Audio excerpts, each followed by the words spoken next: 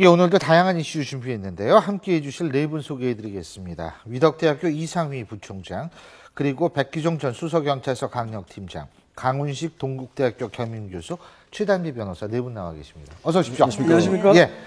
자, 통진당 얘기부터 좀 해볼까요?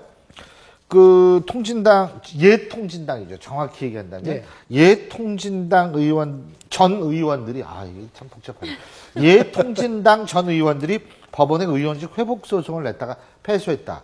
예? 자, 요거 조금만 더 왜 패소했는지 좀 얘기해 주시죠. 예. 네, 다 기억하시겠죠? 이 작년에 통진당이 정당 해산 심판을 받아서 해산됐습니다. 그런데 예전의 헌법에서는요, 정당 해산되고 나면은 거기 소속돼 있던 의원들이 의원직을 상실한다는 조항이 있었어요. 그런데 그것이 헌법이 바뀌면서 없어지면서 현재는 명시적으로 정당이 해산되더라도 그 안에 있는, 그러니까 헌재 결정에서 해산되더라도 거기에 소속되어 있는 의원들이 의원직을 상실한다는 명문 규정이 없는 겁니다. 그렇기 때문에 여기에 대해서 그런 명문 규정이 없는데 헌재가 정당을 해산시키는 권한만 있지 그 안에 있는 의원직을 상실할 권한까지는 없다. 그래서 국회의원은 게다가 국민이 선출하는 것이기 때문에 국회의원직과 정당 해산과는 전혀 별개이다. 그래서 우리가 지위를 박탈한 것은 부당하다라고 행정소송을 냈습니다. 그런데 여기에 대해서 법원이 결정하기로는 법원의 행정소송의 대상은 헌재 결정에 해당되지 않거든요. 그러니까 행정소송으로 판단할 수 있는 대상 자체가 아니다라고 해서 각하된 거거든요. 각하라고 하는 것은 아예 심사의 대상도 아니다. 이러한 결정입니다. 지금 그 구통진당 소속 의원들이 이야기하는 그 주장의 근거는 이것입니다. 헌재가 입법부를 통제한다는 것은 우리 헌법의 근원적인 정신이 권력 분립의 원칙을 흔드는 것이다. 이렇게 이제 주장하고 있는 것인데 헌재가 입법부를 통제하는 것이 아니죠. 입법부 헌재라는 것은 결국 독립기관 아니죠? 그렇죠. 독립기관이죠. 그러니까 통제는 말 그 자체가 어울리지 않는 얘기고 권력 분립의 원칙을 흔드는 것이 아니라 권력 분립에 대한 부분은 헌법에 명시된 부분을 유지시키고 관리시켜 나가는 그 기능조차도 헌재가 한다 이렇게 봐야 되는 것이죠.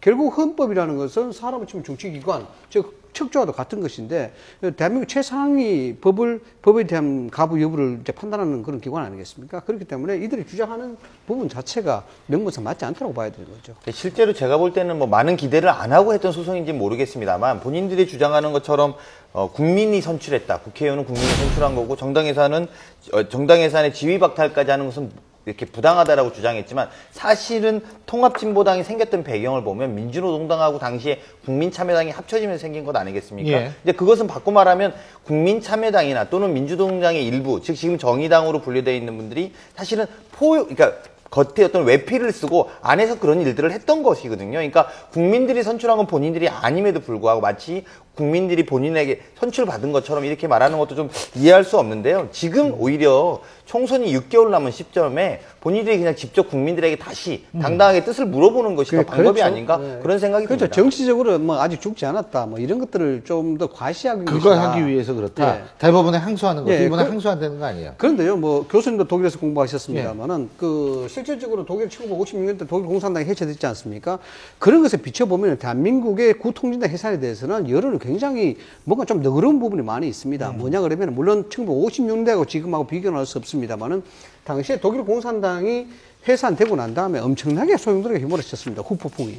그러니까 소위 말하자 그러면은 약 한 13만 명에서 20만 명 정도가 수사를 받았고 그 중에 7천 명에서 1만 명 정도가 사법 처리를 받았어요. 그것뿐만 아니라 공산당이 가지고 있었던 재산들, 그러니까 출판업이라든가 이런 부분들, 더군다나 신문 같은 경우 17개 신문이 있었다 그러는데 그게 다 국가로 귀속시켰습니다. 그래서 이에 대한 여진이 굉장히 강한데도 불구하고 지금 통진당 해산과 관련해서 대한민국 여론은 그렇게 강하게 움직이지 않고 있습니다.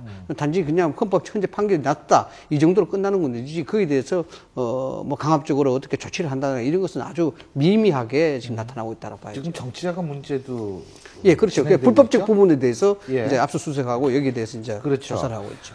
그러니까 이게 근데 대법원에 사실 항소한다 그래도 대법원은 법리심사를 하는 곳이지만 대법원 역시도 헌법재판소하고는 다른 곳 아닙니까? 네, 맞습니다. 거기다가 아까 말씀드렸지만 기본적으로 받아주지 않는 것이 대상 자체가 아니라는 거거든요. 법원이 심판할 수 있는 대상이 아니라는 건데 뭐 안에 들어가서 다퉈서 져서 기각을 받았다면 모르지만 다시 한번 그런 판단을 받아보자 이거지만 대상이 아니라는데 다시 하겠다는 거는 그냥 억지를 부리는 거와 같은 거라고 볼 수 있습니다. 그렇다면 아까 잠깐 지적하셨지만 내년 총선을 겨냥하고 자꾸 주의를 환기시키려는 목적인데 사실은 헌재에서 정말 유례 없이 정당 해산 심판을 한 거거든요. 그럼 법원의 결정, 물론 헌재는 법원의 일부라고 본다면 아무튼 사법부의 결정을 어느 정도 수용하는 모습을 보이고 그동안에 그런 잘못이 있다면 우리는 다른 게 돼서 새로운 총선을 나가겠다도 아니고 예전에 그런 법이 우리를 압박하고 우리를 잘못되게 판단했기 때문에 억울하다는 입장이라면 과연 이제 총선에 나가서 다시 한번 판단을 받아보십시오라고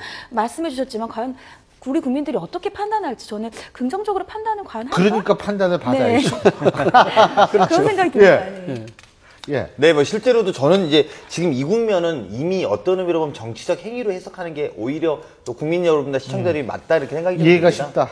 예, 그러니까 이제 이 과정이 본인들이 실제로 이 헌법재판소가 판단한 것을 뒤집을 거라는 생각할 가능성은 좀 낮아 보이고요. 사실은 아직 통합진보당이 살아있고 이 5명의 의원들이 그런 역할들을 하고 있다라는 거를 오히려 본인들의 지지층에게 설명함으로 해서 다시 더 구체적으로 오히려 총선까지 가는 과정이다. 어떤 의미로 보면 그렇게 볼 필요가 있지 않을까 생각이 듭니다. 그러니까 모든 게 요새는 정치권이 다 이 방향은 총선으로 가고 있어요. 예? 그렇죠. 그러니까 뭐 이 법안 통과시키네 만회하는 것도 사실은 총선을 대비한 자기 지지층 결집 역할도 하는 거고 참 선거라는 게 참 중요하죠. 정당 선거로 먹고 살고 표로 먹고 사는 거니까 중요한데 근데 이게 좀 너무 정난해가지고 참 가끔 가다가 좀 보기가 민망할 때가 있으니까 문제죠.